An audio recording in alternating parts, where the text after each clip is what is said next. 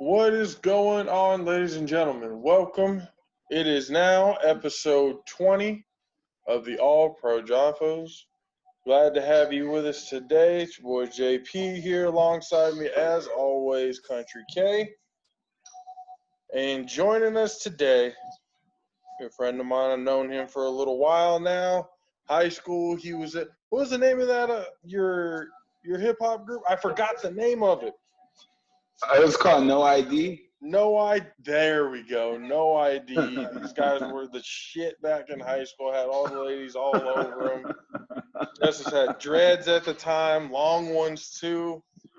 I remember that. Now he's out doing his thing, getting out there with Black Lives Matter and the protests, becoming a hell of a leader in my eyes. Ladies and gentlemen, Justice Crudup. What's up, Justice? Thank you, man. Thank you. How are you guys doing today? Good, man. Glad to have you on, brother. So Thank you for that introduction. You've had two basically protests that you went and organized with. One this past weekend and the one before that. I've seen pictures of what you guys were doing out there, and honestly, man, it's just the two little girls, the elementary school student and then a 12-year-old girl getting up there and speaking in front of it. That's some, like, give us a little insight on that, man. What's been going on out there? Yeah. Well, it was a protest that I was called to action and called to lead. It was with this organization called VROC, and they're a Vietnamese gay and trans rights organization within Garden Grove, which is Garden Grove in Westminster, which is a hub for a lot of Vietnamese individuals. And they reached out to me after I helped organize a protest in Garden Grove the previous week. And that was with Garden Grove High School and a couple of other, small Instagram millennial type of organizations within Orange County. And we led a successful protest in Garden Grove that, had about 2,000 people that came out. So after that protest, these young guys came up to me and said, we would love to have you at the Westminster protest. And, that day was incredible. We had so many people who came out, but it was two individuals, specifically these two young queens. And they were at the protests at the time. And this 10-year-old came up to me before I was speaking on the mic, and she said, sir, can I say something? And at first I was put off guard because I was like, this 10-year-old is at a protest. Like, where's her mother? Like, what's going on? She's here by herself. I didn't know if she was there by herself. And she was just so eager to just grab the mic. Like, she wasn't scared or nothing. She had something written down. She's like, I really want to speak my piece. And I said, go ahead, Queen, do your thing. And she got up and she started to, speak words from her speech. And it was so inspiring to see such a young lady with so much courage and motivation to get her word out to the people. It was so inspiring, and that really pushed me to keep going, That's unreal. It's a powerful image at that. Like, so with all the protests that I've seen, obviously it's a lot of young people, younger generation. I'm sure there's a lot of the older generation out there too, because this is, something that they've been fighting for a long period of time as well. But just to see the melting pot of people, that are out there, not even just, black people. Do you have Asian, you have Mexican, you have, white, you have pretty much everybody out there, Yeah. protesting with it. So I guess, so my next question comes basically, I've seen pictures you were standing at or kneeling at a staircase in front of a couple of police officers who were standing there with what looked like to be riot gear. Exactly. Um, it was City Hall, if I'm not over there in Orange County, if Yeah. I'm So not that was mistaken. the city hall in front of that was a Westminster City Hall. Okay. So how was that situation?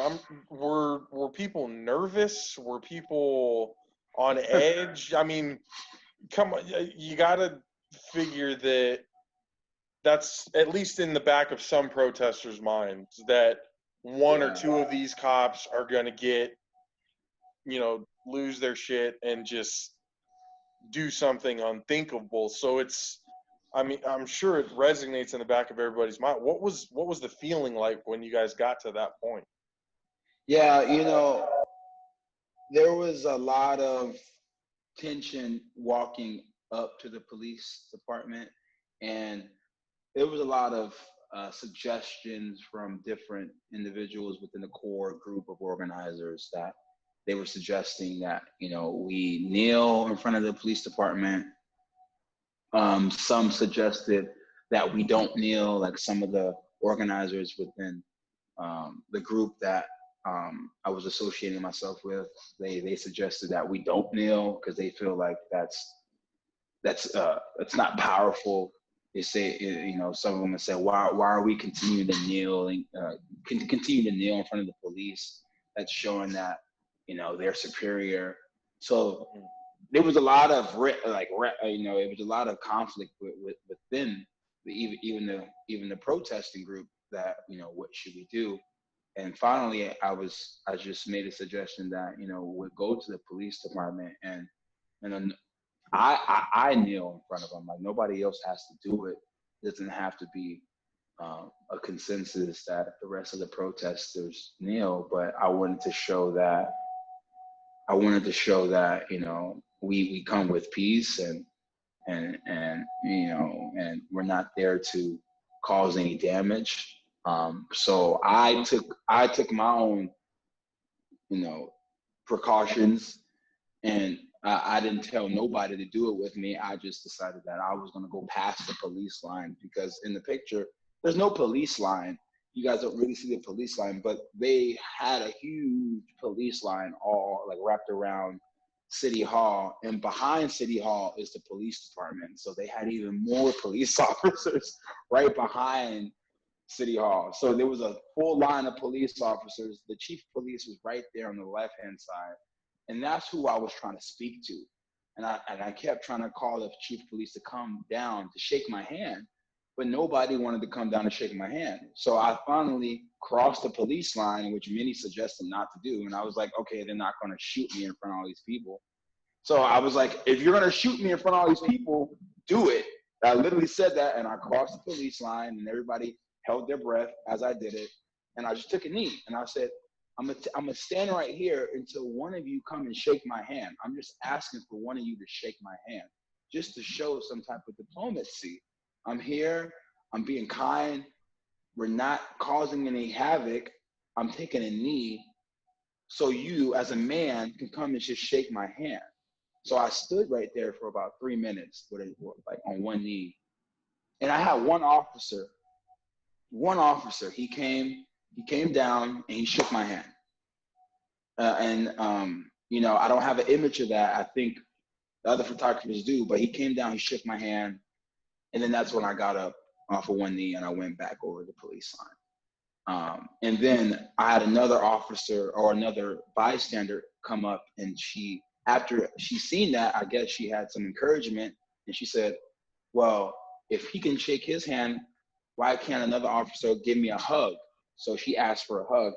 And then that took over 5 minutes for one of the officers to actually have some encouragement to come down and give that young lady a hug, right? But after all that, none of the officers took a knee. Like, none of them took a knee. They just gave us a handshake and a hug, and that was about it. I mean, just you saying that you crossed the police line right now, I was like, fuck. Justice. Like,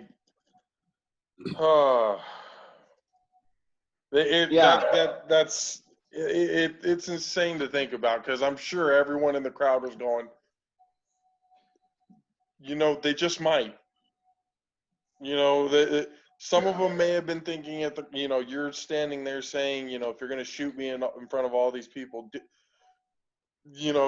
that's one of those risks that, I'm sure you felt like it's one of those you had to take, because either way, it was going to show something powerful.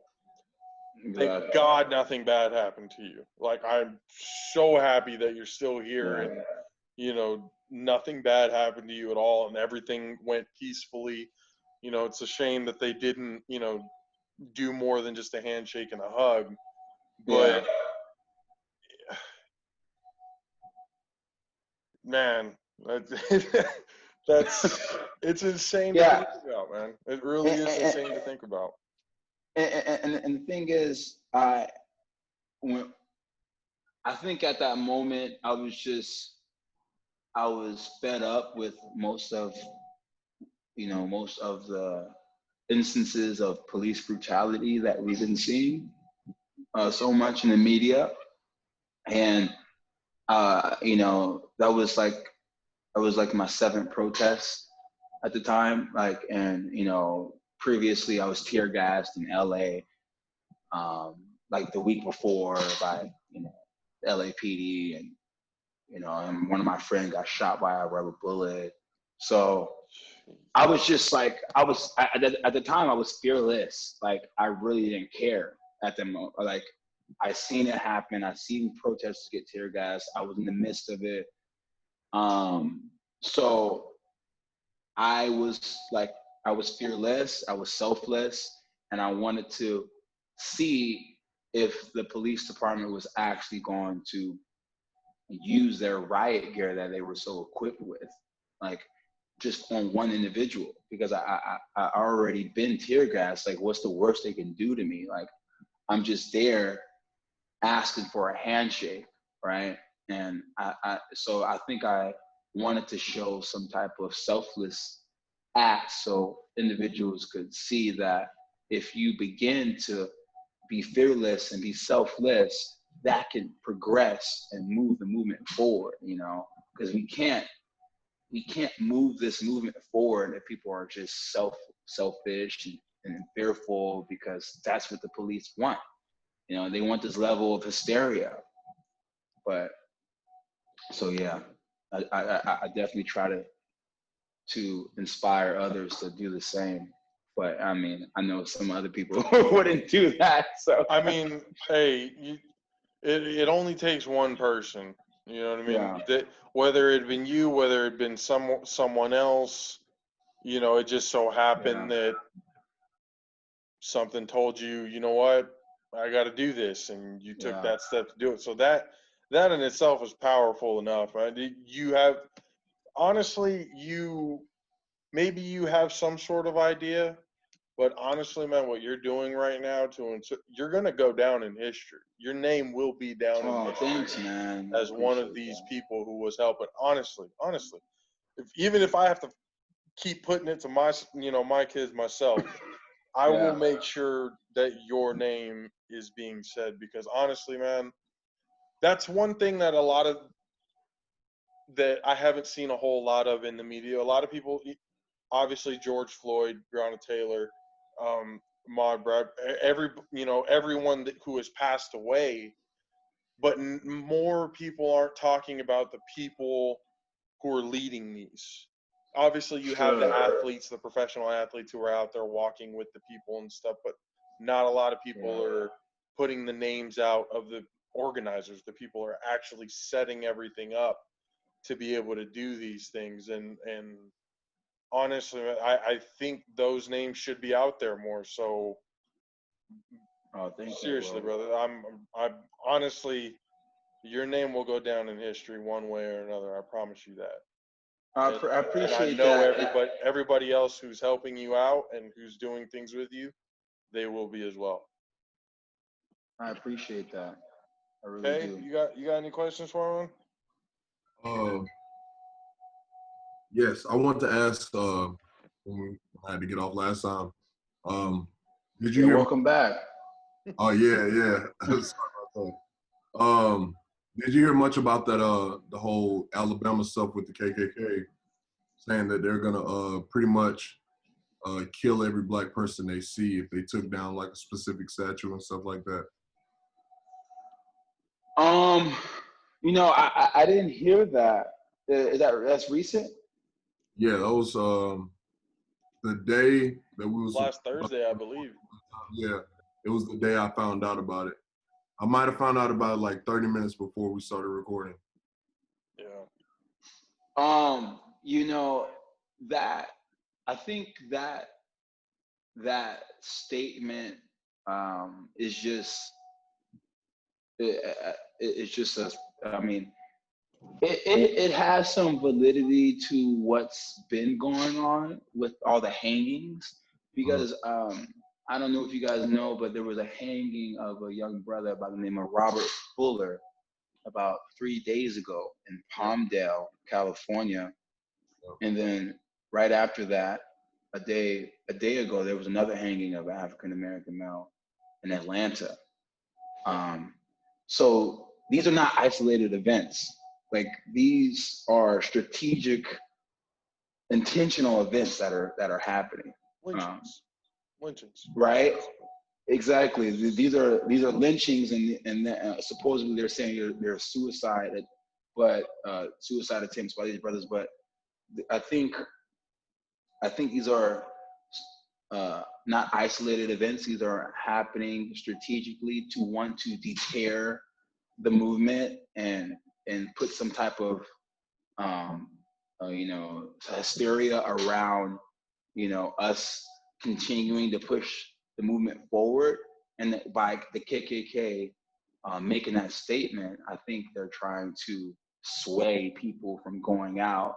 And then their actions by lynching these men, I think these incidents are part of the KKK's whole type of strategic ways on how to, put this level of hysteria against black men. I mean, they make that statement.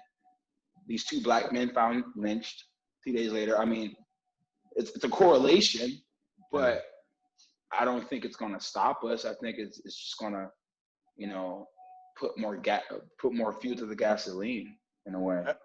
Have you guys? I mean, so obviously there's a lot of planning that goes into organizing.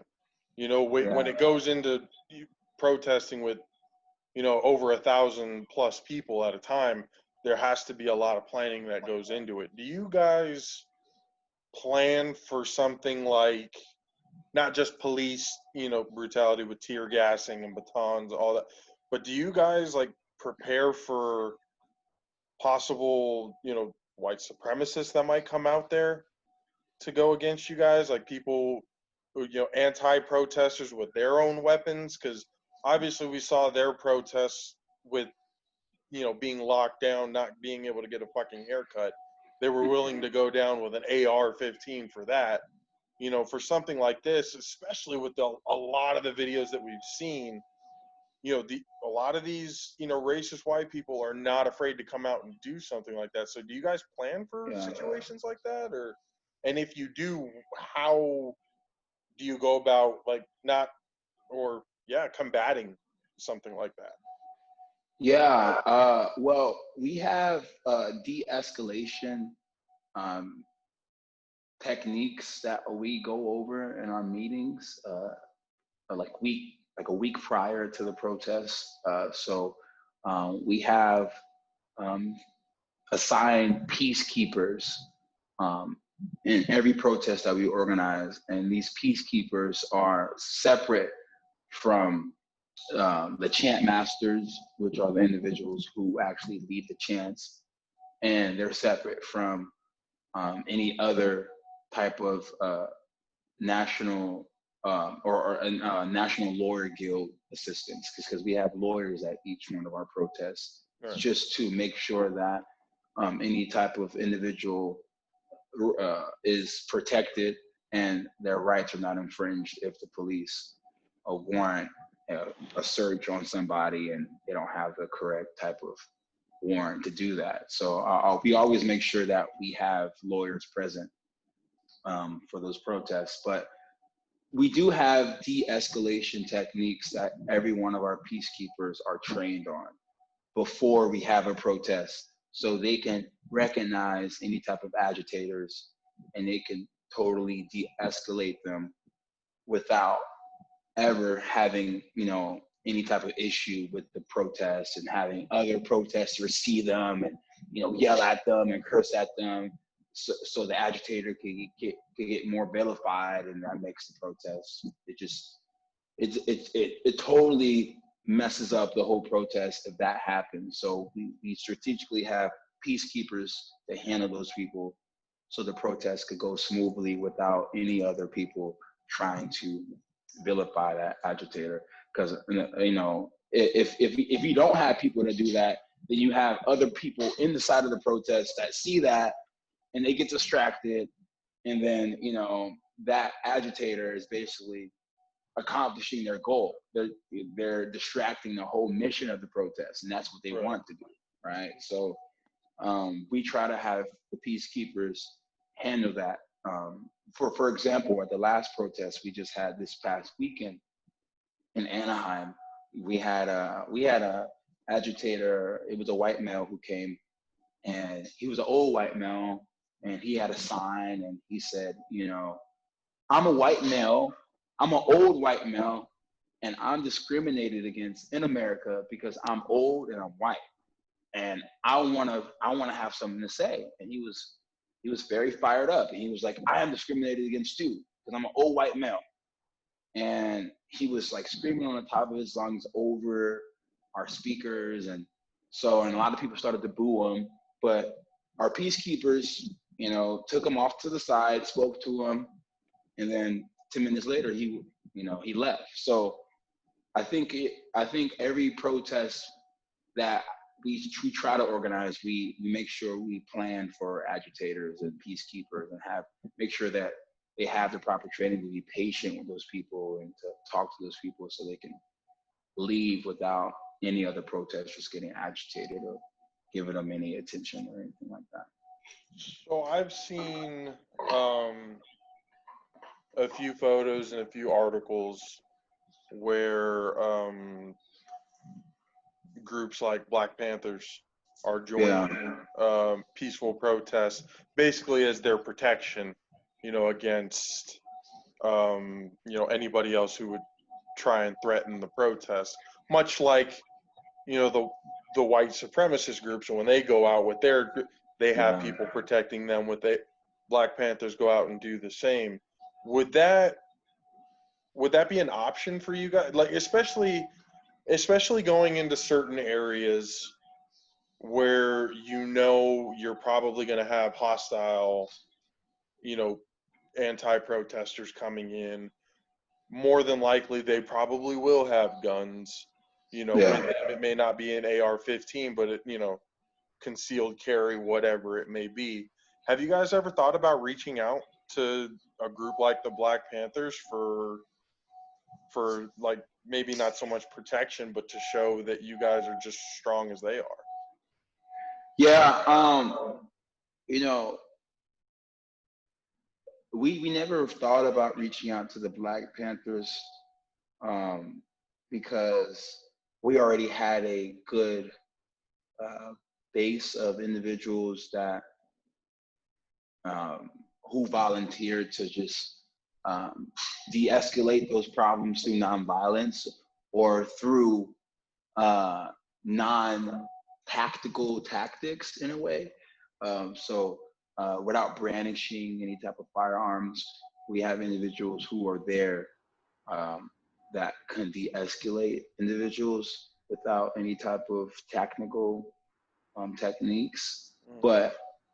And especially given the area that we're in, Orange County, I think LA, if we were in LA County, I think, calling on the Black Panthers could be more more advantageous, since there are a little bit, there's a higher percentage of African Americans within LA County, and we would definitely have more of a, I would say, more of a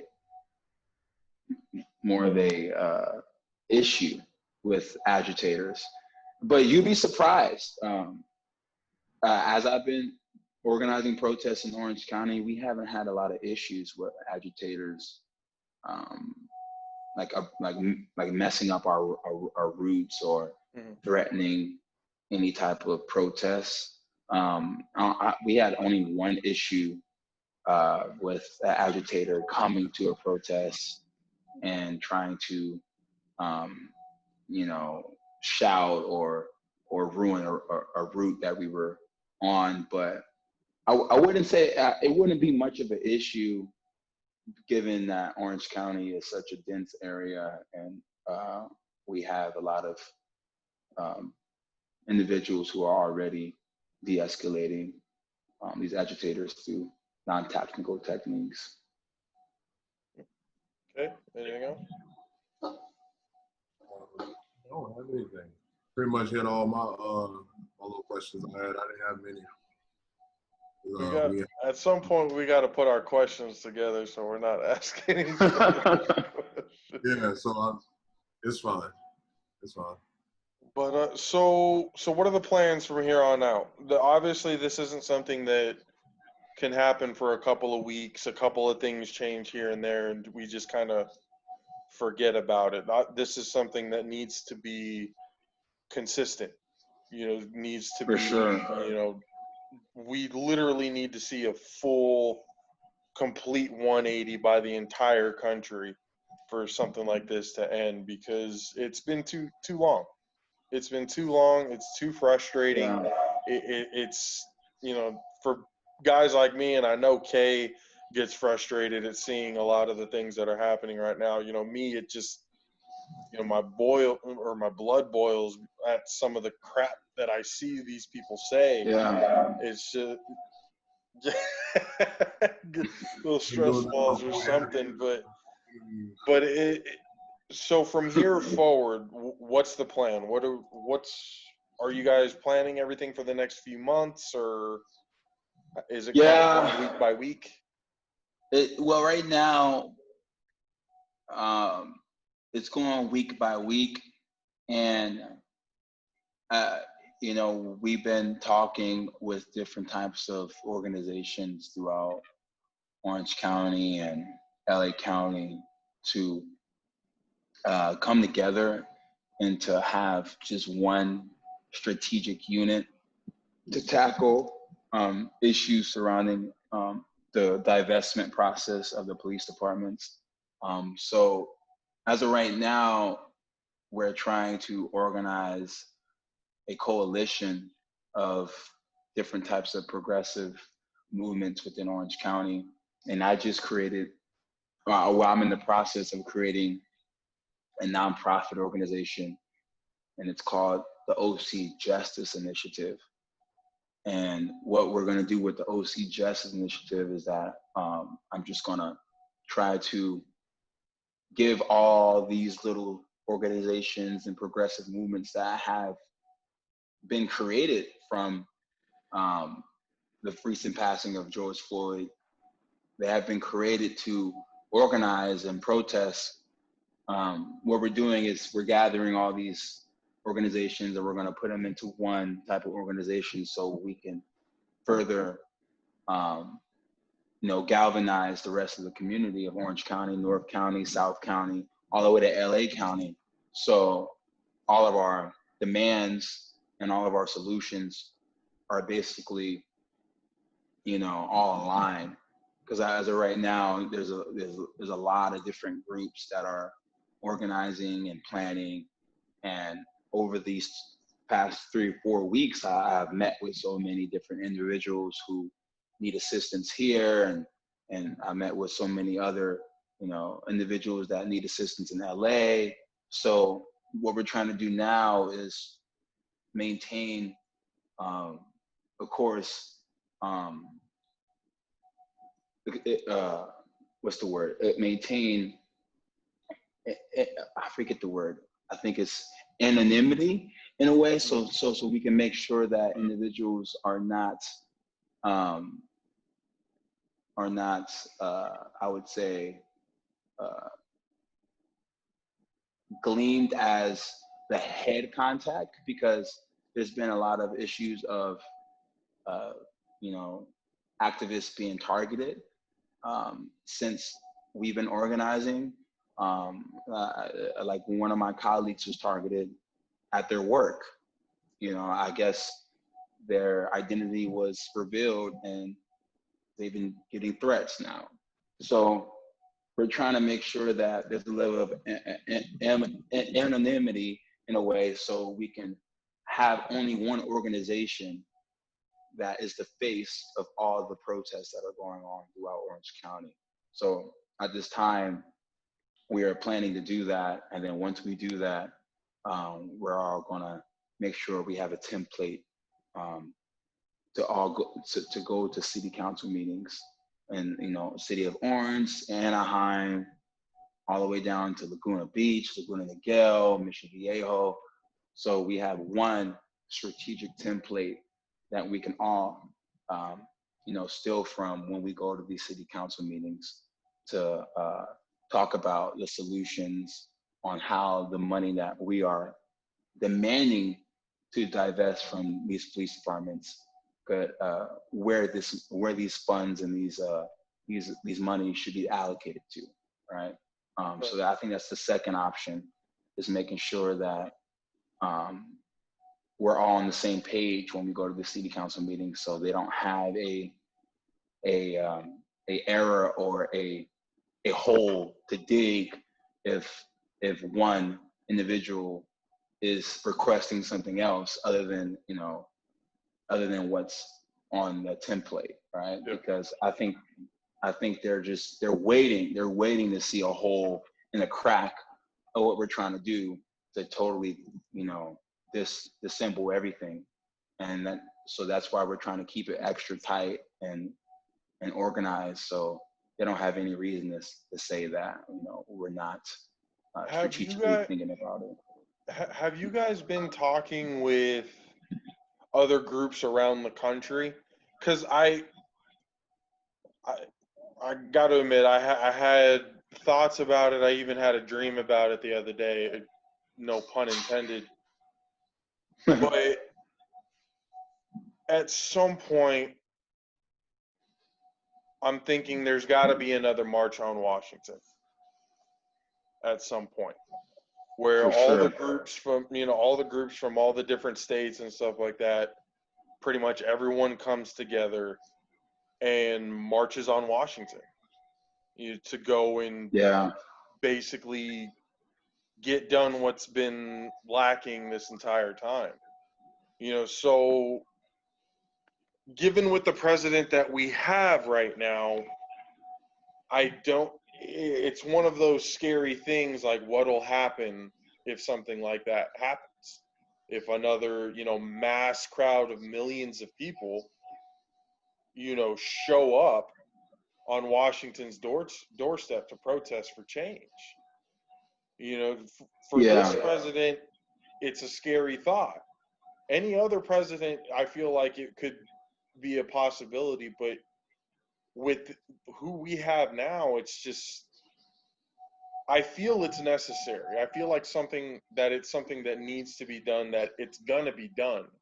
It's just a matter what the timing. I guess if the timing is right, then it could be done. Have you guys been, have there been like whispers around for something like that? Any talk about something like that? You know, that I think that's the first time I've been suggested that to go to Washington, to have a march on Washington. I think right now, a lot of the organizations that I'm working with, they're trying to work from the local level just with city councils and from the city council, work with the mayor all the way to the police chief and the sheriff's department. So right now, I think we're trying to work locally to see if we can affect change locally. But I mean, I think marching on Washington could really galvanize the nation to really see how important this issue is. Because, you know, like you said, there's not little, but there's different marches all around the nation. But I think if we have our local community leaders that all come together in different states and just to say, hey, you know, this is what we want for this state. This is what we want for this state. It's what we want for this state. It's what we want for this state. And then when all states come together and really voice their demands surrounding, you know, racial equality, I think from that point, then we can all say, all right, this is the date that we're all going to be at, you know, going to Washington, and we're going to demand this from the federal government. But I think right now, especially with BLM, Black Lives Matter, the Los Angeles chapter, I've been speaking to some colleagues within that chapter, and right now they're just working really hard locally.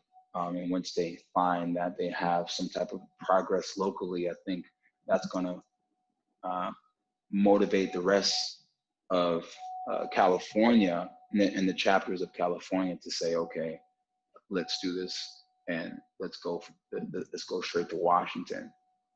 But yeah, I think locally is the first step that we're trying to do. So at the local level, and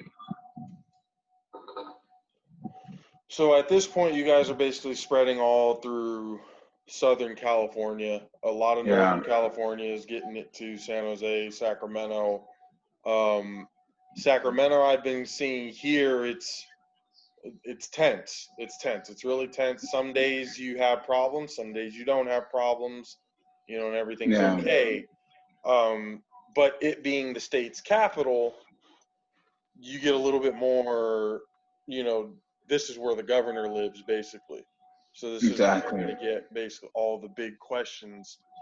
And basically at this point, it's not going to stop. It shouldn't stop. It should be repeated and repeated and repeated. Yeah, it's an uncomfortable conversation, but that's exactly what it needs to be. It needs to be uncomfortable for you to start feeling what everyone's going through. You know, what people are going through, you know, minorities are going through, everything else like that. You know, so to continue the conversation, to continue the fight, continue to basically lead by example as you're doing, you know, I feel that I hope that our generation, and I've talked to Kay about this, I've talked to, you know, the other guys and stuff about this. I feel our generation is in a position to be able to change the world in a way that hasn't been seen really since Martin Luther King and Malcolm X and all them marched on Washington and created a change. Now, there were still problems along the way, obviously, but I feel this is definitely an opportunity for our generation, especially, you know, for the longest time, our generation has always gotten flack for doing dumb things or entitled, you know, whatever it is like that. I feel right now is basically an opportunity for our generation to basically say, you know what? We may have our flaws, but we're about to change the fucking world for the better for everybody. You know, so I can't thank you enough for coming on here, man. I can't. Of course. It's awesome to see you doing what you're doing. Honestly, it's like good to know that I know somebody for a long time that's getting up and getting out there leading something. You know what I mean? You know, exactly. Yeah. See that. So please be safe out there. Let us know what. Thank you. Keep in touch. You know what's going on, so we can keep, you know, reverberating and letting everybody know. Anybody who's watching this or listening to this, you know, we can keep that message going. So keep us posted. Please stay safe out For there. sure. And Thank you, Kay, man. you got anything else, bro? Nope. All good. Thank you for coming on, man. I'm short and sweet. Thank you for coming on. For sure. Yeah, no, I just want to say it was great talking to you guys, and like you said, we have to keep this conversation going. I think the level of uncomfortability that people may have is just because they're not used to it. But I just want the people to know that if you're uncomfortable with this, imagine how Black people, what we go through every day, that level of uncomfortability, like walking into a bank or walking into a predominantly white institution like Chapman University, the school I went to, or having an interracial relationship with somebody who may not be your skin color. Right. We have a knee on our neck every day, not a physical knee, but an actual, a metaphorical knee on our neck every day.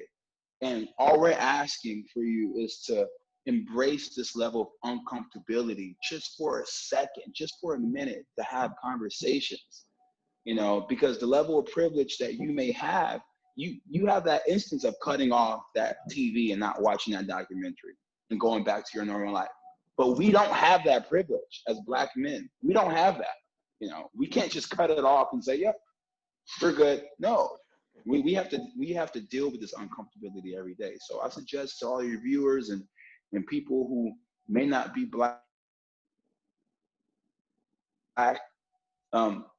just really engulf yourself in that uncomfortability, because in order to really progress, you have to understand that this uncomfortability is something that we as Black men go through all the time, and I've been going through 27 years of my life.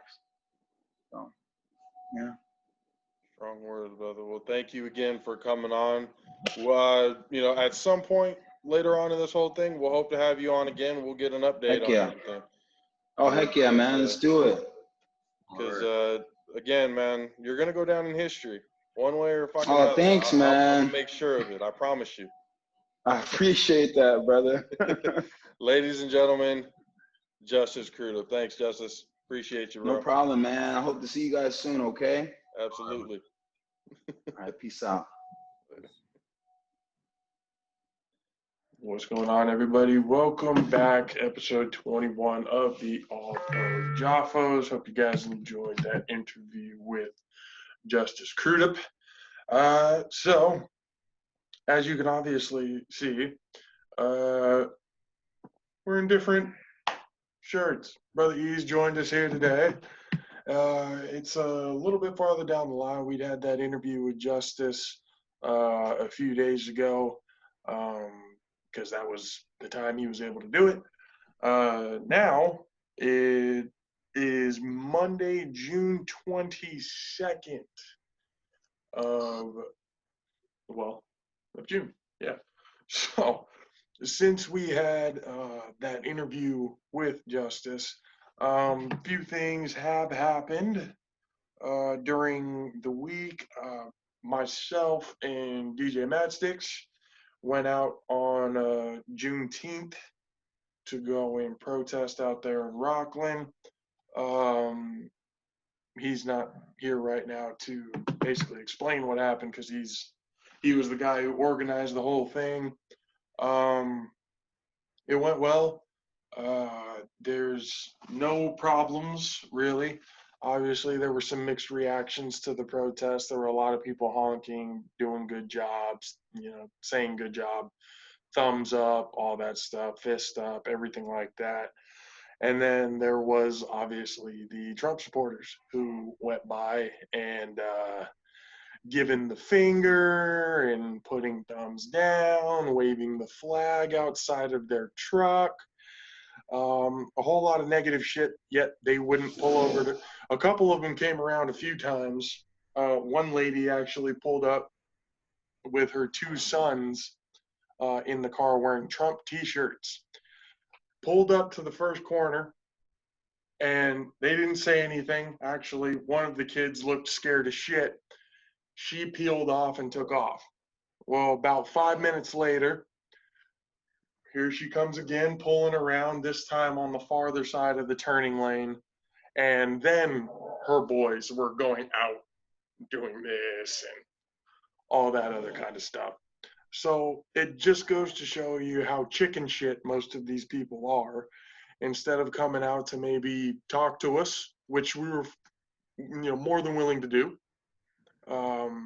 they decided to just peel out, drive off, and give the finger and stuff. So, to anybody who may be a Trump supporter who is seeing this, instead of being a chicken shit, come talk to us. If you don't want to talk to us, just move the fuck on. But yeah, it went fine. I was a little nervous, not gonna lie. I was a bit on edge, making sure that things didn't go sideways, because I was preparing for the worst. I honestly was. Just wanted to make sure that everybody was okay, make sure everybody got out of there safely, not, having to deal with somebody or, somebody in their fucking truck going and hitting one of the people or, doing stupid shit like that. So I was a bit on edge. Was it a humbling experience? It was, because not only was I talking to Damien, or Matchsticks as you guys know him, talking to other people around there, getting their insights on how they feel about this. Some a little bit angrier than others. Obviously, certain actions and stuff like that were taken that day. Probably, had a couple of the girls. They were basically, we took over 4 corners of in Rockland on Park and Sunset, I believe it was. That's close by. Say what? That's close by where you see. Oh. so you know the area. So we were right there. Most of us were posted on each one of the corners. There was another group of us that was basically taking the crosswalk back and forth, going back and forth. A couple of the girls decided to, take a knee in front of some of the cars.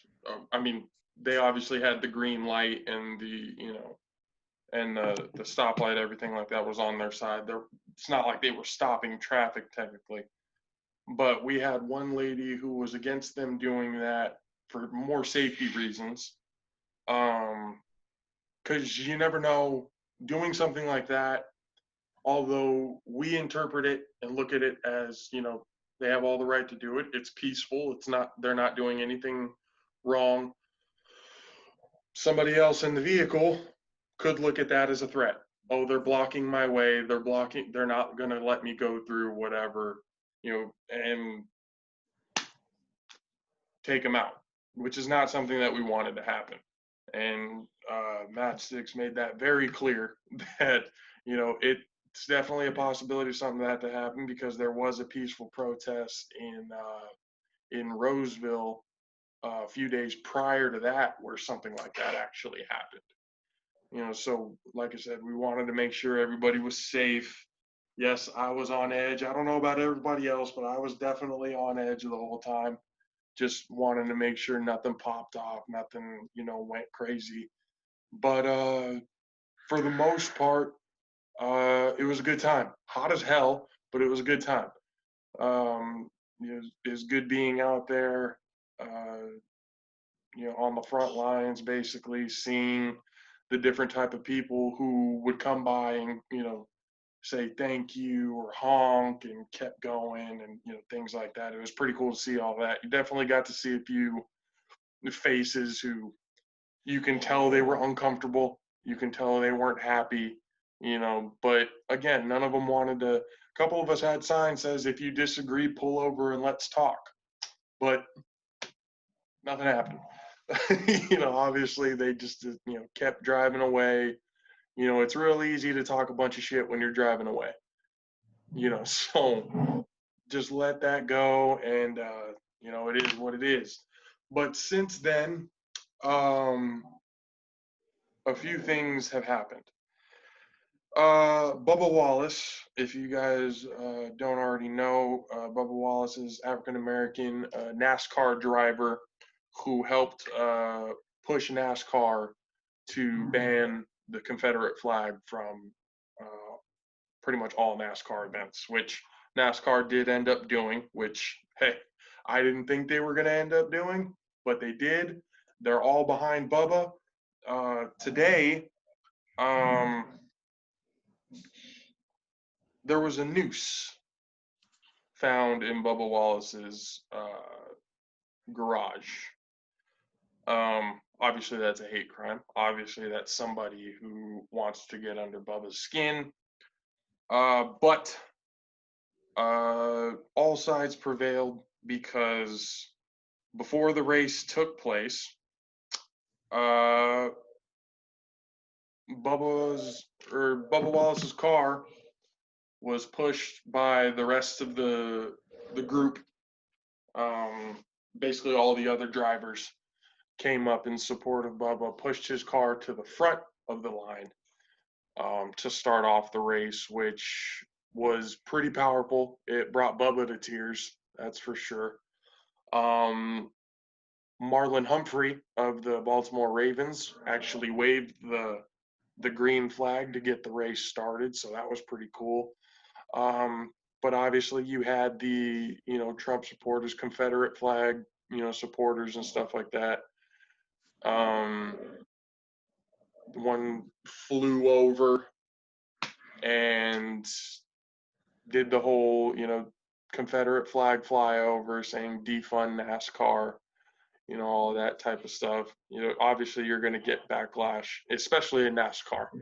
If you're banning the Confederate flag, which predominantly most of your fans, support, then you're obviously going to get some backlash. But they're sticking by Bubba. They're sticking by their thing. They're looking for the guy who not only flew over the Confederate flag, but they're also looking for the guy who hung the noose in Bubba Wallace's garage. Now, from then, things have been happening pretty much all over the sports world. Jamal Adams seeking a trade. He was spotted in Dallas today, which, I mean, he has said before that he wants to be a Dallas Cowboy. So, it wouldn't be surprising if he went there. Kay's probably laughing because I made a suggestion, for him to come to the 49ers. Oh no, that's I don't think, it's probably not going to happen given the salary cap, but because let's be real, Jamal Adams is about to get paid out, big time. He's one of the best safeties in the league right now. One of. He's definitely one of the best safeties in the league. We got to give him that. At least top 5 at his position, I would say. Really? You don't think so? he's a great run stopper for shit. He can fill the box. He can't do shit else.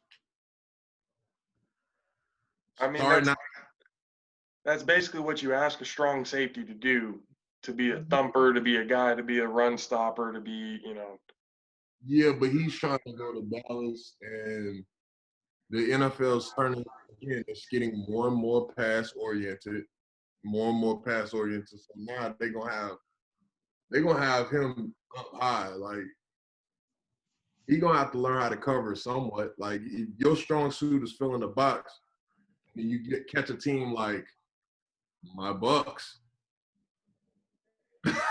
We're not really gonna run the ball as much with Brady. You know what I'm saying? Like we had 3 running backs just like y'all last year, except our 3 running backs wasn't as good as y'all 3 running backs. We had 1 2-year and 2 rookies. I mean, no, we had 1 3-year, 1 2-year, and 1 rookie. So it was like they were really trying to figure it out. You know what I mean? So, but y'all had a whole bunch of journeymen. You know what I'm saying? These guys knew what they were doing and stuff like that. So I mean, we got Brady though. Y'all got Garoppolo. I just want to throw that out there. And Why is that funny? yeah, Hold on. yeah. But as far as Jamal Adams, I was laughing because I saw him on social media today, and the guy was like, "Hey Jamal, you coming to Dallas?" He said, "Shit, I'm trying to." While driving his Rubicon. That shit was funny as hell. I mean, if he ends up going to Dallas, that's a spot that he wanted to go to. I'm pretty sure he said he was a Dallas fan growing up.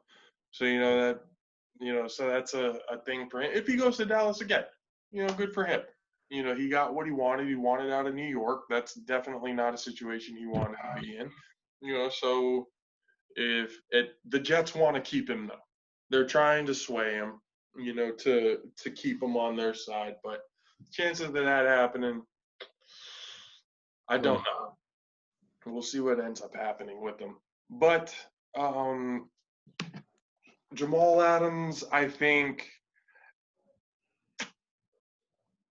So in your opinion, Jamal Adams, what do you think trade-wise he would be worth? At best, second rounder. A what? Second rounder. Second rounder. Okay. At best. At worst case scenario, a player maybe a fourth or sixth. And not even like a top player, like average player, like say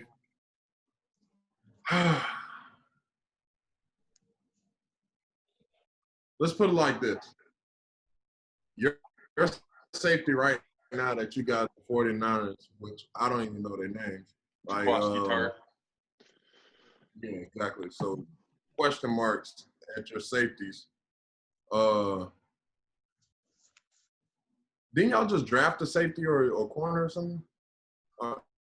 No, no, we pretty much had an all offensive draft, pretty much. Okay. All right. That's fine. So pretty much your safety that you got right now, because they went to the Super Bowl with y'all last year, New York would have to probably give y'all a pick. That's how much I don't respect Jamal Adams' game. Wow. Just simply because he hasn't been in the league that long. And on top of that, because I was watching, a bunch of sports analysts, and all of them pretty much saying the same thing. Jamal Adams didn't make the Jets defense any better. You get what I'm saying? Like, it wasn't like, oh, Jamal Adams is, like, really killing. Like, no, like, he'll get some big hits. He's the Ja Morant of the NFL. He got a bunch of big hits, and it's like, oh, Jamal Adams did his thing because he got a couple big hits. You know what I mean? He jarred the ball out or something, but it wasn't a fumble. It was going incompletion. But that's about it. Like, Ja Morant got a bunch of dunks. Wait, you just said Ja Morant? No, Ja Morant. Okay, I thought you said Ja Morant. No. A couple good hits, and then that's it. I mean, I heard that wrong. I heard that they were saying about Jamal Adams, like he's good, but he's not Ed Reed, Troy Polamalu good. He's not. I mean, he's got time to develop in it. He's only what, 24? Been 4 years. I thought he was going into his fourth. Yeah, 3 years. Sorry. Okay, so he's been in the league for 3 years. He's only 24 years old. There's plenty of room for him to develop into a better player, a better coverage player. If he goes to a defense or a team that has a defensive coach that could help develop that, I think he really could be a top 5, maybe even a top 3 safety. So him being with the Jets, who on that defense was even remotely decent other than Jamal Adams? I gotta represent for my home city. They forgot homie name. Hold on, I'm gonna figure out. I'm gonna get his name right now. Follow him on Instagram. He's from my home city. He went to my rival high school. He plays corner for the Jets right now. Got him messed up. He was out there balling actually. Hold on. There you go. Robert, last name Roberts. Roberts. Number 27. I forgot his first name. It just say D Roberts. I watched the game. I was like, okay, that's homie right there. I was like, number 27, whatever. I'm not watching the full game. And at the same time, I don't ask George anything about the Jets because I'm like, fuck the Jets completely, thoroughly. Like, I knew a couple players that played there. Like this guy here, I don't really know him, but Bilal Powell, he was a running back. I knew of him, you know what I'm saying? Same year as me. But it's like, bro, that's about it. Like, you know what I mean? Like, that's pretty much all I got for the Jets. But you get my point. Other than like Jamal Adams, when you look at the New York Jets defense, Jamal Adams is the only thing that stands out on that defense, really. You know, I mean, you have Leonard. He's a pretty good defensive lineman, but last year didn't really do a whole lot. You know, so I think given the circumstances, it kind of, the team that he's on, if he's a standout on that team, which, you know, we're talking about the Jets here. If he's a standout on that defense, you know, does it make you look like, you know, an absolute badass that you're performing on a shitty defense? I don't know. I don't know how you can kind of make. I don't think he's worth what he's asking for. I think the top safety in the league right now? Who's the highest paid safety? Well, I don't know. He's the top safety. Underback is the best safety, hands down. So, but I think the highest paid safety in the league right now, I believe, if I saw it correctly, if you're watching right now, throw it in the comment section or, you know, wherever, let us know who the actual highest paid safety is and the amount that it actually is. But what I actually saw, I think that the highest paid safety right now is, I think, 14 mil. Now, a year. Jamal Adams is asking somewhere around 20, like 18 to 19. Is he worth that much? Some can make the argument that he is. So highest paid safety, Eddie Jackson getting 14.6 a year for the Bears. So Eddie Jackson, who's a bit on the older side, highest paid safety in the league at 14.6. Now Jamal Adams, who has gone through 3 years of being probably the best player on the Jets defense. I agree with you. You know, so obviously with his confidence, he's going to be wanting to pay out. Now, are teams going to give him 18, 19? Probably not. I think the highest that he might end up getting is somewhere around 16.5, I think. Just two more than Eddie Jackson. Hold on. Let me run the top 6 highest paid safeties right now that I got right now on my screen. Okay. Eddie Jackson getting 14.6. Kevin Byers 14.1. Honey Badger's getting 14 even. Landon Collins is getting 14 even. Earl's getting 13.75. And Devin McCourty's getting 11.5. He's not better than any 6 of them. So that's my point. He's not better than any of them. So why would he get paid the highest and he's not better than any of them? So I think if you're Jamal Adams, I think if I put myself in Jamal Adams' shoes, you look at safeties are kind of an underrated, undervalued, you know, pretty much more valued than strong free safeties. I think if you're Jamal Adams, you want to get paid somewhere around 16 to 17 so that it basically opens up, the market for other safeties. When Honey Badger, you know, starts negotiating his next contract, he's going to be one of the highest paid safeties.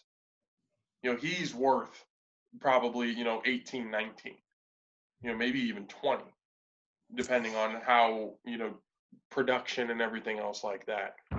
Byard, he's another guy. So if you're Jamal Adams and you get, say a team pays Jamal Adams 16.5, right? Pay Jamal Adams 16.5. Now all these other safeties. Say what? I'm reading a contract right now. He signed a 3-year deal last year, so he's up next year. So then if you're Jamal Adams and you're Jamal Adams agent, and if you're the NFLPA, you definitely want Jamal Adams to get paid out so that the next guys that are coming up at the end of their contracts also get paid out. Because again, it is a passing league. Corners are definitely valued, but safeties I really do think are underrated, undervalued, and should be valued a whole lot higher than what they are. So what better time now, especially if you're the NFLPA, to kind of get behind Jamal Adams to get that payday so that other top safeties can get their due, so that the Honey Badger can get the money that he's due, so Byard can get the money that he's due. So I think if you're Jamal Adams, 18, 19 is a little steep. That's a little high, for, for a guy that came from a defense who was basically trash, these last 3 years. It's more, I think you're going to have to sign more of like a prove it kind of contract. Like, we get that you can be a top, you have the potential to be a top safety in the NFL.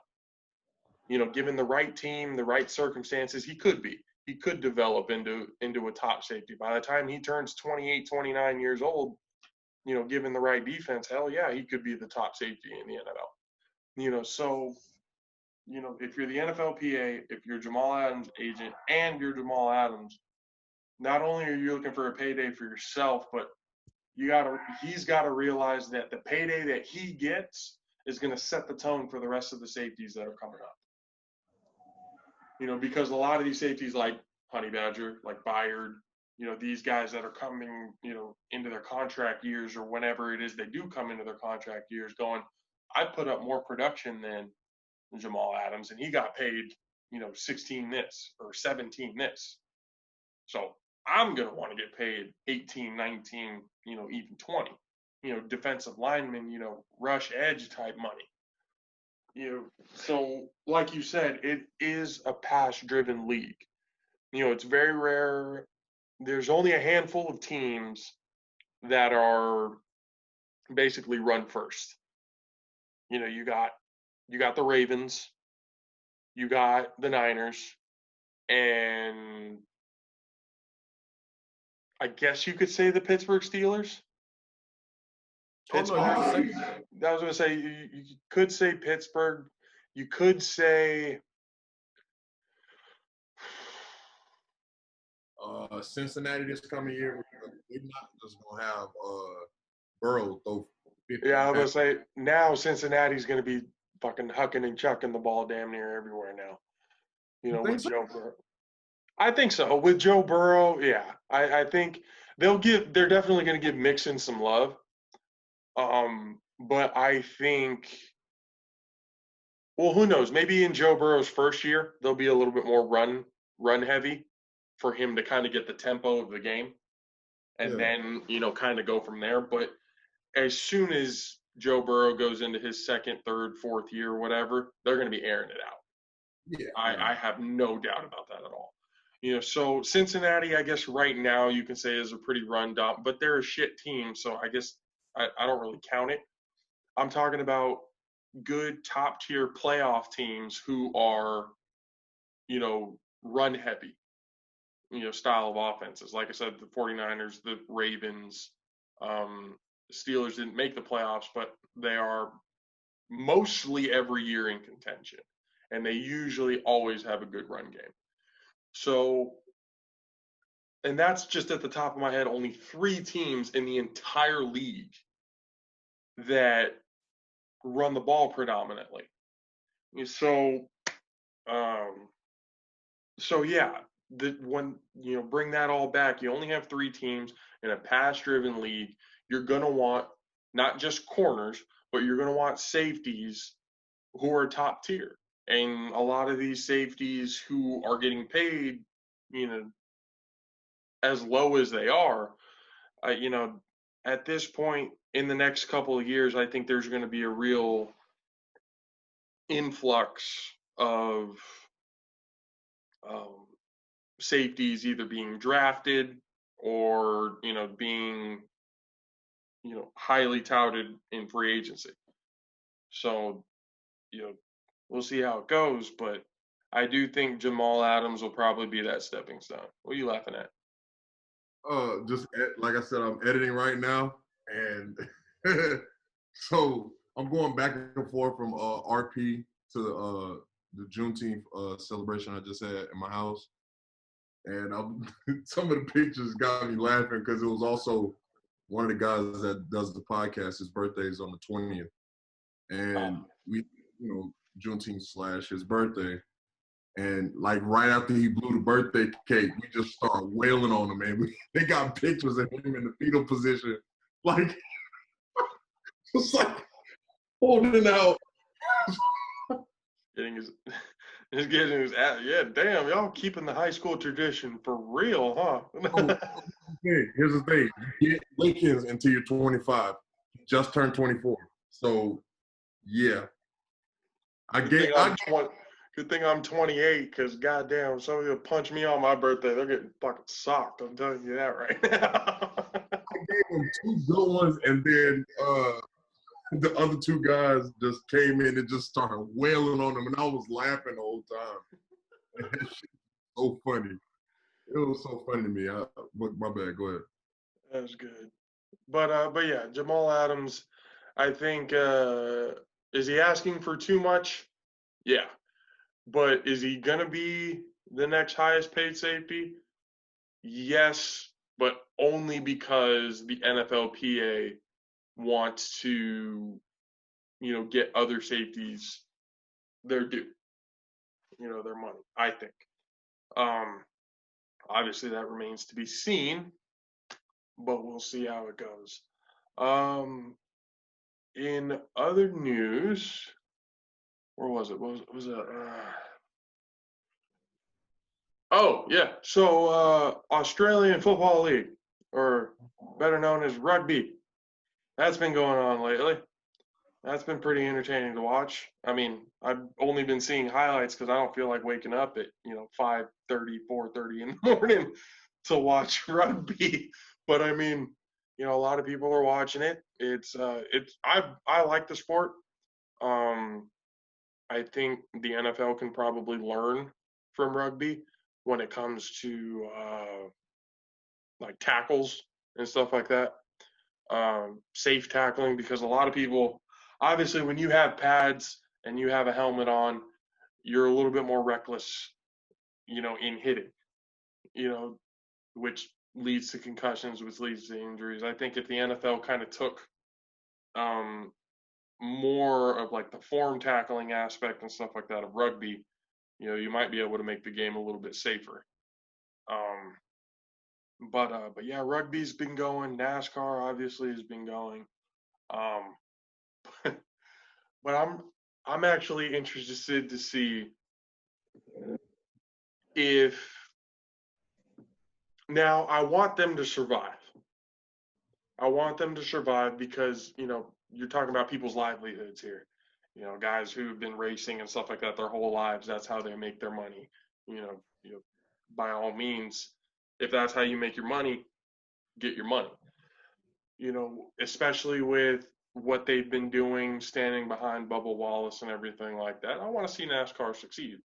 Now, that being said, given that their fan base is, predominantly on, let's be real, that Confederate flag waving side, how much is this going to hurt NASCAR financially?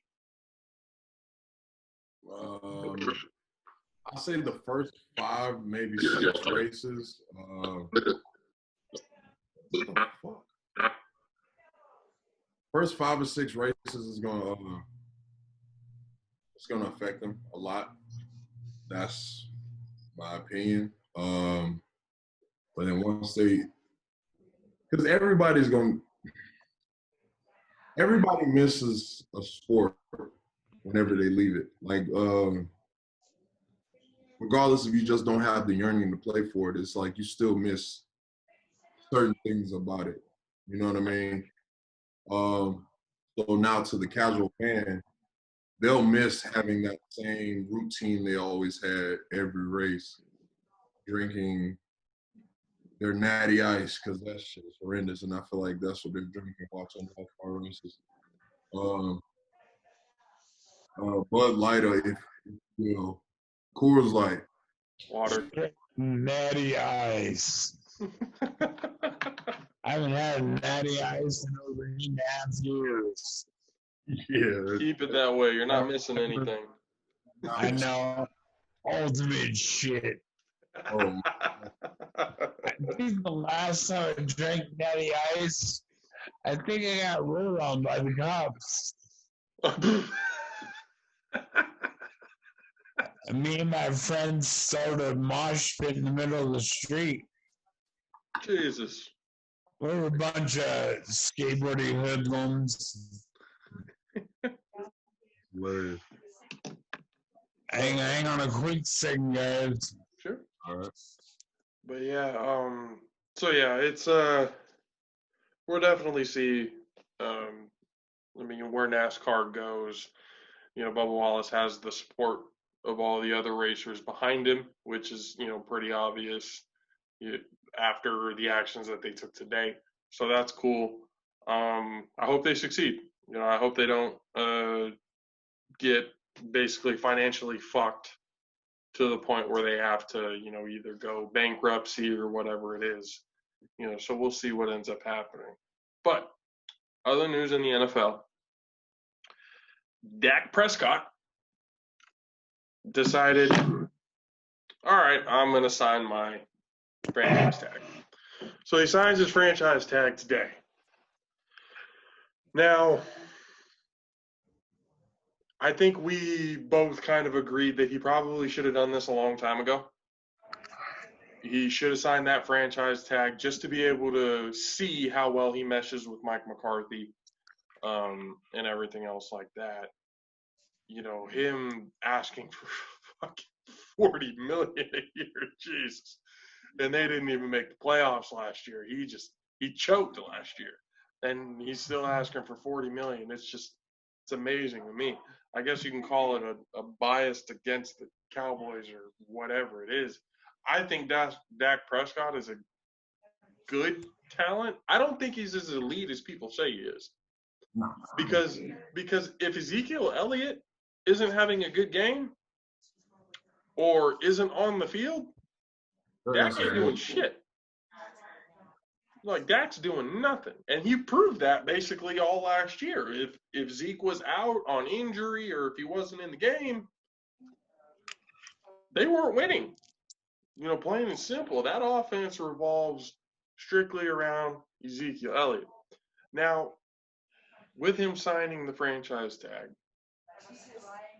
that's, in a way, that's good for the Cowboys because they're saving money, you know, first of all. And again, they get to see how he performs under Mike McCarthy's offense. Now, given Mike McCarthy's history, you know, with Aaron Rodgers back in Green Bay, you know, winning a Super Bowl, making the playoffs damn near every year, up until that point where he was fired, could he potentially become one of the more elite quarterbacks? Possibly. Now, he has Judy now. He still has Zeke. But at that point, Judy, or is it? No, it's CD Lamb. My bad. CD Lamb. CD Lamb is who went to Cowboys. But I do think this. If they sign Dak for 40 million a year, whatever it was that ridiculous number was, chances are, depending on how it's structured, they're not going to be able to re-sign CD Lamb if he becomes a baller receiver. They're not going to be able to re-sign Zeke because Zeke's going to get paid out every time his contract is up because he's one of the better running backs in the league, top 3 running backs in the league. So it's going to cost. I think it's going to cost with like brother you said before, what happened with the Rams, paying out Goff. Look what happened to them once they did that. Their whole team basically fell apart.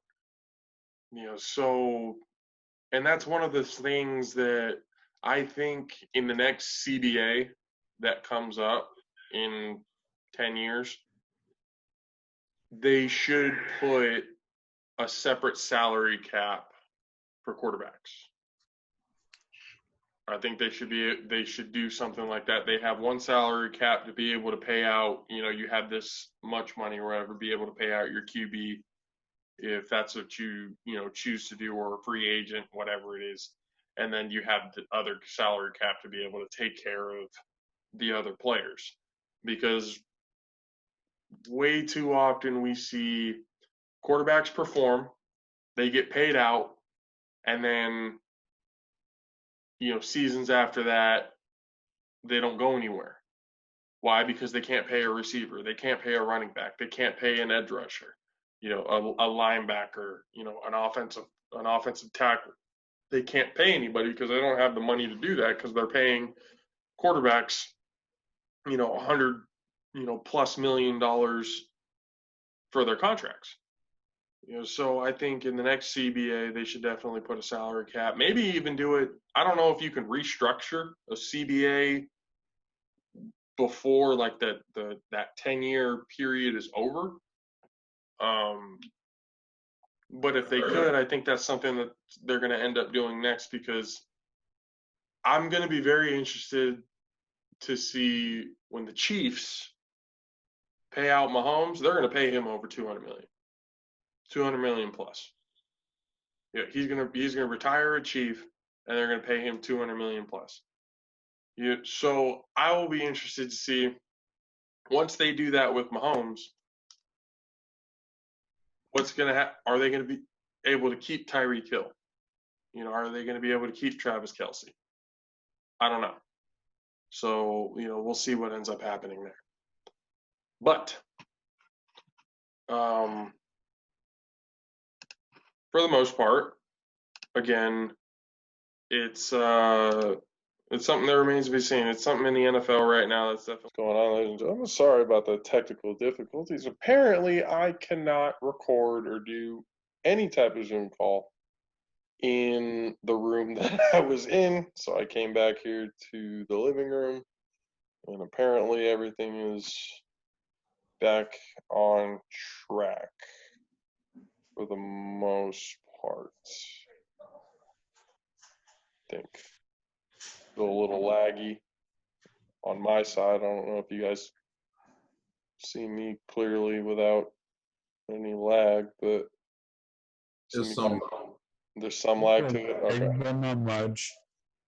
It's Yeah, all not, good. So before you disconnected, you were talking about Dak Prescott's wallet. Yeah, it's going to be too fat. I don't think he needs to. I don't think he really deserves the amount of money that he's getting. Not until he proves that he can win a game without Ezekiel Elliott. But yeah, there we go. Talking about Mahomes' deal and everything else like that, he's going to get paid out for sure. We were talking about how they might add a second salary cap for just the quarterbacks and then have the other salary cap for the rest of the team, which would, I think, open things up for other players at certain positions like edge rushers and corners and linebackers and stuff like that to get more money than they already have. So we'll see how that ends up going. But we are getting towards the end of the show. And wanted to have a quick debate. Now, the debate I'm thinking of is without picking our own teams, who has the best chance of winning the Super Bowl? Without picking the Bucks, I'm not picking the Niners. Yeah, exactly. So who has, other than those two teams, obviously, who has the best chance of, winning the Super Bowl?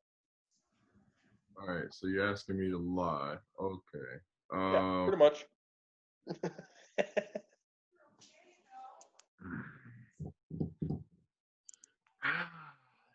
Jeez. It's got to be an AFC team because I don't see nobody right now facing us due to the injuries the Niners received. The Saints are broken. Like you say what you want, you're like, oh, we're good, we're good, Drew Brees, we're good. They're not. He's gonna get fucked up this year. I was gonna say he's gonna be sacked more times this year than he has his entire career. Oh my God, he's gonna die. But I was thinking the Ravens. I was thinking the Ravens have a real good shot of doing it. Obviously, the Chiefs are up there in contention, but I do think the Ravens have a real good chance. here's my case of why we won't. All right, so just think about it. When you guys went to the Super Bowl 2012, Right. remember 2013 season? Well, that's because they paid Joe Flacco more than he was worth. No. 2013 season for the Niners, not the Ravens, the Niners. Oh, the Niners. Well, we got the new stadium and the curse. See, everybody blames the curse, but you don't realize that everyone picked up on Cap's bullshit. Him fucking doing all Stadium in 2014. Oh yeah. So the reason I know that because I was working there. Oh yeah. Okay. That's right. So it was the year after the Super Bowl, the third time we had gotten the AFC or to the NFC Championship game, and we lost to the Seahawks. Yeah. I think that's what it was. And then after that, we got the new stadium, and then the new stadium curse. Every team that gets a new stadium sucks the year they get it. Man, they picked up on y'all bullshit. The whole NFL picked up on y'all shit, man. On the Reed option with Cap and everything. Yeah, the pick and pull. Like the thing is, Cap is a good deep ball threat. He has a very strong arm. Can't throw short route. Yeah, the middle game, short routes. It's decent, but it's not like he's top of the line. He's not gonna get you there. You know what I mean? That was his issue then. I mean, not speaking for now because he could have worked on that. He ain't been playing, so he could have been working on that. So yeah, but like my point is, I feel like they're gonna be the same way with Lamar. They're gonna pick him on shit, but the thing is, with Lamar, he's a better passer than Cap. So that's my thing. I liked him when he was little. I always thought he had an arm, but I seriously believe because they had a very mediocre offensive line. They're not like they're the best. No, Lamar just was fast as fuck. He was very agile. He was able to pick up on their mistakes because when y'all played them in that rain game in the regular season, y'all defense was getting in there. He just was shaking the shit out of everybody. He's just doing what Lamar Jackson does. Well, the thing with Lamar Jackson though, he gets better every year. That's what happened when he was at Louisville, when he won the Heisman, running all over everybody with the same read option. The very next year, they're like, oh, that's basically all he is. And what does he do? He's going out there just slinging it. So Lamar Jackson is that type of beast who it's just progress, progress, progress, progress. Last year, dominated on the ground, breaking Michael Vick's record, obviously. I think this coming year, he's going to have less rushing yards, more passing yards. How many passing yards did he have this last year? Just over 3,000? Or was it less than that? I have no idea. I'm not even going to try to guess. I have no idea what he had. Lamar Jackson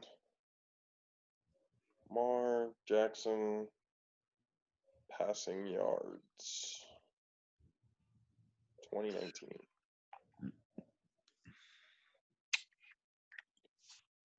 He had 3,127. Okay. So 3,000 yards through the air, 1,000 yards on the ground. Not a lot of QBs can say they've done that. Now, I see Lamar Jackson throwing for just over 3,500. I see him getting close to that 4,000 mark. He's probably going to get, he's still going to get some love on the ground. So I still think he might get over 1,000. He won't get as much as he did this last year, but I do think that this offseason he's prepared enough, and I think given his track record and his history, he's going to get better. That's just what Lamar Jackson does. He just gets better. So coming off an MVP season, I think right now him, Patrick Mahomes, and Deshaun Watson are the face of the AFC. Can't say Brady is now because he's in the NFC. I think in the AFC right now, those three quarterbacks are the face of the AFC. Well, I disagree with Deshaun, but I can't figure out my whole argument right now. Hold on, give me a second. I just think Deshaun Watson with a better offensive line would have done more than what he did this last year, because his offensive line was shit last year.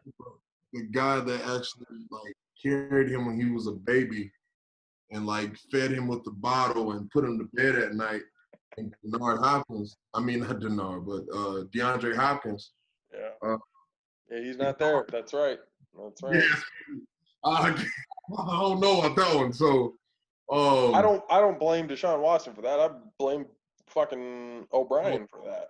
Yes, I said I was never gonna say his name again, but there you go. I said it. Asshole. But I can't piece together my whole argument for that. Honestly, I feel like the Chiefs take the first and the third slot if you had to pick a top three that's leading AFC. Chiefs, Ravens, Chiefs. You know what I mean? Chiefs offense, Ravens, Chiefs defense. I feel like it's like that. You know what I mean?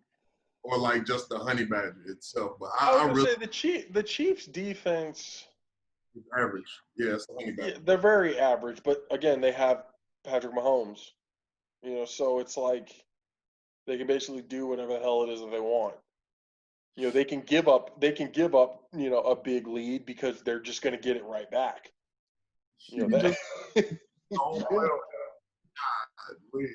Matter of fact, three times in the playoffs, man. Against the fucking Texans, he was down 24. Or was it 21? It was 24-21. It's by 21 points. Came back. And beat them by 10. That was crazy. But and then they did the same thing to Tennessee. They were down Tennessee, I think 17 at one point, and then came back, won that game. Down, I think the highest lead that the 49ers had in the Super Bowl, I think, was 13 or 14. Still came back from that. Should have ran the ball, but that's neither here nor there. Y'all suck. Y'all suck ass for that as a unit. As a unit. Kyle Shanahan is a part of that unit, and y'all re-signed him for 4 more years. Yeah, it's okay. I still think he's going to be a great offensive mind. Hopefully, he'll learn from his second mistake. Third time's a charm, right? You should have ran the ball. Yeah, should have ran the ball. Should have ran the ball. But I mean, I agree. But again, I think this next year it'll be Ravens Chiefs AFC Championship game. And then I think for the NFC, I mean, it's really hard not to put the Bucs in there. It really is hard not to put the Bucs in there because, not just because of Brady, but because of what Brady has, around him. Mike Evans, Chris Godwin,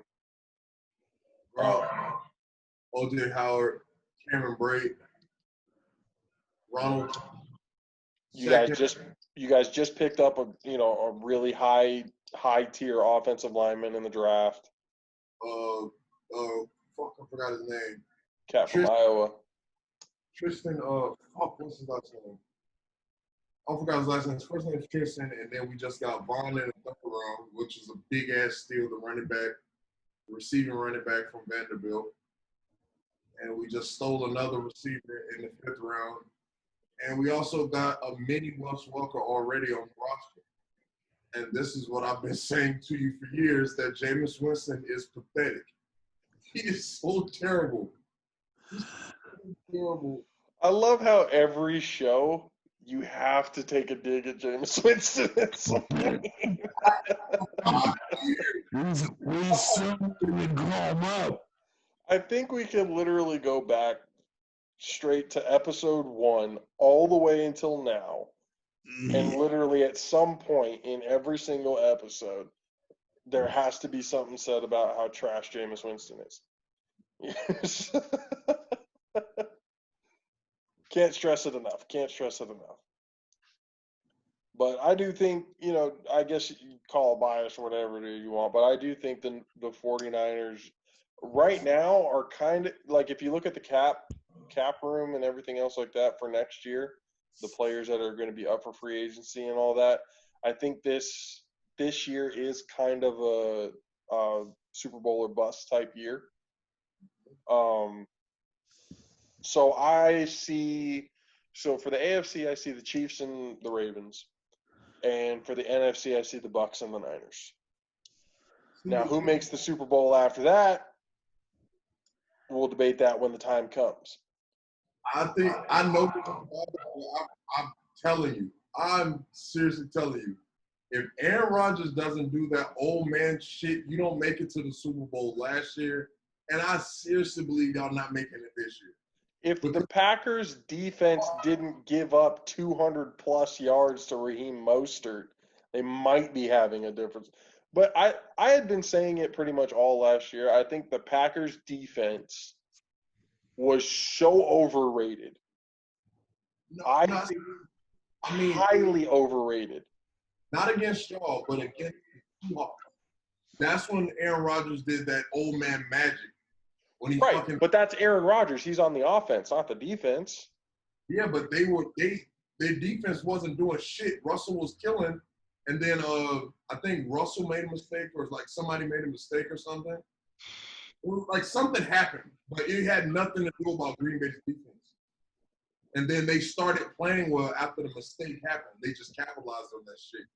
Like, I really don't remember that game that much right now. I'm just saying Green Bay's defense was exposed the first time they played the Niners during the regular season. And they were exposed even more going into the NFC Championship game. I honestly thought, were they good? Yes. But I definitely think they were overrated. Definitely overrated. When they had the first, 5-6 weeks, something like that, before they played the Niners, where they were playing lights out. They were playing really good. But then after that, It was subpar. It was all Aaron Jones and Aaron Rodgers at that point. After that, so I don't know, man. That defense, they could definitely use more pieces, and them drafting Jordan Love in the first round definitely did not help that at all. Another broken team.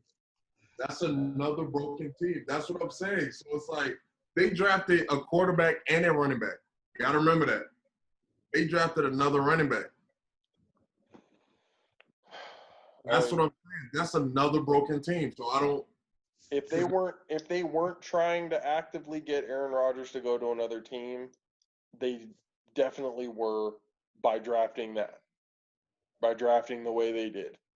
Because Aaron's not happy. He can go up and say, yeah, I was a little upset or whatever. He makes the comments, he's going to be professional about it. But behind closed doors, Aaron Rodgers is pissed the fuck off. Yeah, agreed. Let's be real. Aaron Rodgers, let's say Aaron Rodgers plays lights out MVP caliber season next year, which is a possibility for Aaron Rodgers every year because he's one of the better quarterbacks. He's one of the most elite quarterbacks in the league. Now, let's say he comes up without any weapons still, takes him to the playoffs, MVP caliber season and whatnot. I think if he does that, he's like, you know what? I'm going to basically pull a Tom Brady. I'm going to go somewhere where they will have weapons, and I'm going to go win myself a Super Bowl somewhere else because you guys obviously don't have, faith in me enough to get me at least one wide receiver. At least one. Just one. I mean, you have Devontae Adams, cool. But Devontae Adams isn't like Michael Thomas, isn't like Julio Jones. He's not. I think Devontae Adams, is he a top 10 wide receiver? Yeah, but he needs help. When you double cover Devontae Adams, who else do they have for Aaron Rodgers to throw to? Exactly. So for them not even get it, a tight end, shit, some sort of weapon on the offense. I think Aaron Rodgers, honestly, you can quote me now, I guess. I don't think Aaron Rodgers is a Green Bay Packer after this year. Yeah, no, I agree with you. I think he gets traded or, does some sort of thing. He goes somewhere else. I don't see him sticking around in Green Bay. He's basically going to make Green Bay put Jordan Love on the fast track. Oh, you think this guy's the next thing, huh? Okay. We'll see how it is when he's not going to be like, Brett Favre, giving him a little bit of the heads up, for 2-3 years or whatever. I think he'll just take off after year one and say, all right, let's see what your future can do now. So. I think Aaron Rodgers is a Cowboy and Dak Prescott's out of there next year. I don't think Aaron Rodgers has that relationship with Mike McCarthy anymore, though. I think he does. I mean, from outside looking in, obviously I can't speak for Aaron Rodgers, but from the outside looking in, it didn't look like they really ended on great terms. So. So think about like this. Say you're at your job, right? Job you work right now. And one of your friends that you work with or a person that you're really cool with, y'all do a lot of good work together. You get a lot of rewards and stuff like that for whatever the case may be. Right. And then this guy just start feeling himself. Just start, getting massages on the clock and just doing shit that doesn't make sense, right, but not enough for him to get fired. You get what I mean? It's not like you're not cool with him. Just you're not cool with his performance. You're not cool with what he's doing. You know what I mean? Right. I feel like that's what Aaron Rodgers and Mike McCarthy relationship was. I don't think it was to the point where it's like they disliked each other and they hated each other. It's just to the point of he feels like Mike McCarthy's not doing enough at the time, because it's like, yeah, they're not drafting any weapons for Aaron at all. So Mike McCarthy has to be that voice in that room, like, hey, we need this, we need this. Yeah. You know what I mean? But Yeah, if I see Mike your point. trying to ride the wave, you know what I mean? I'm riding the wave. I'm just getting my check. You know what I mean? Like, That's gonna piss somebody like Aaron Rodgers off. Yeah. yeah. So I don't think they dislike each other. You know what I mean? I think Aaron was actually happy that he got another job very quickly. You get what I mean? So I that's why I feel like he'll end up a Cowboy, and Dak's gonna be gone. That's probably why Dak signed that contract, because he's like, all right, I'm gonna do this 1 year, but knowing in his heart, I don't want to play for this guy. Just think back, like, he did this to Dez. You know what I mean? He almost did this to Tony. Like, to be honest, if Tony didn't get hurt, he almost did this. I mean, he signed Tony quickly, but I feel like he was going to also trade Tony. He signed him, but he was going to trade Tony. I don't think he was going to. But you talk about Jason Garrett? I'm talking about Jerry now, because Jason Oh, Garrett. yeah. Jason Garrett's just a figurehead. You know what I mean? Yeah. So I seriously feel like it's, again, everybody still has a business oriented and stuff like that. But I seriously believe Aaron Rodgers out, regardless if he plays well or not. He's out. I think he's just gonna play well out of spite. That's what I think it is. He looks like a very petty person. Very petty. Very petty person. Yeah, kind of seems that way. Yeah, for sure. But so I guess back to the debate question real quick. Who do you think, other than the Bucks, has a chance of getting and or winning the Super Bowl? Getting to the Super Bowl, honestly, if I had to pick outside of my team, it would be Seahawks, Chiefs. Because I seriously don't think Lamar is going to be able to mesh with all of these new players they just got on offense faster than Pat Mahomes already had their mesh in Kansas City. All of Pat Mahomes' weapons, they already meshed. They already won a Super Bowl together. They know exactly Kelsey's going to make this break here. Fucking Sammy's going to do this. Fucking he's going to do this. He's going to do this. He's going to do this. You know what I mean? Like, I know exactly what they're going to do. So I can bootleg and just do some fucking basketball thing and throw the ball like this, and I know they're going to be right there to catch. You know what I mean? Like, no matter what I do, I throw the ball like this, I know they're going to be right there to catch it, no matter what. So I don't think Lamar's going to have that time to be able to combat what Pat's going to be doing already. You know what I mean? Because you went from MVP season to Super Bowl. You know what I mean? Pat's on a roll. If you talking about the trajectory going up, that's it right there. You know what I mean? Patrick Mahomes is going to be lethal. So that is for a long time. The Ravens, because they just got a new running back, got another new receiver. Both of those guys need to know what's going on, because Mark Ingram is definitely getting old and he's going to be getting less reps. And and it's like it's going to be a lot of moving parts in Baltimore, and they got to figure it out. And it's going to be limited time, and they're all young. Like Lamar's young, and all of these receivers are young. So yeah, they're going to be loose. But again, Andy Reid already got Pat Mahomes' mind as a veteran mind. Yeah. So that's completely different versus, yeah, you won the MVP more, but you really won the MVP because you broke Michael Vick's record. Because when Michael Vick did that shit, he won MVP too. You know?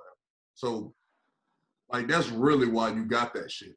Because your playoff history is literally a 180 from Joe Flacco. Joe Flacco balls out in the playoffs and you shit the bed.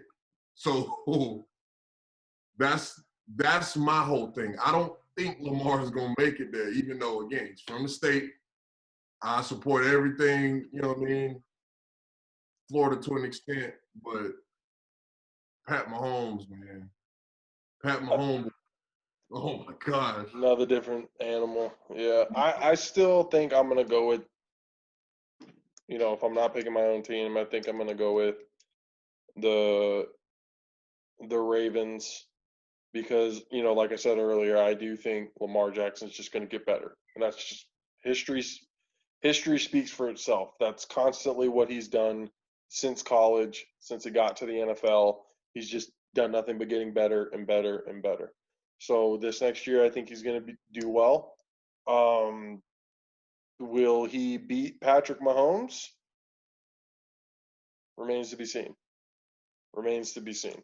Because one thing that can beat Patrick Mahomes is a team that can run the ball well and keep him off the field. That's how you beat the Chiefs. Keep Patrick Mahomes off the field. Run the football. That's what the Ravens do very well.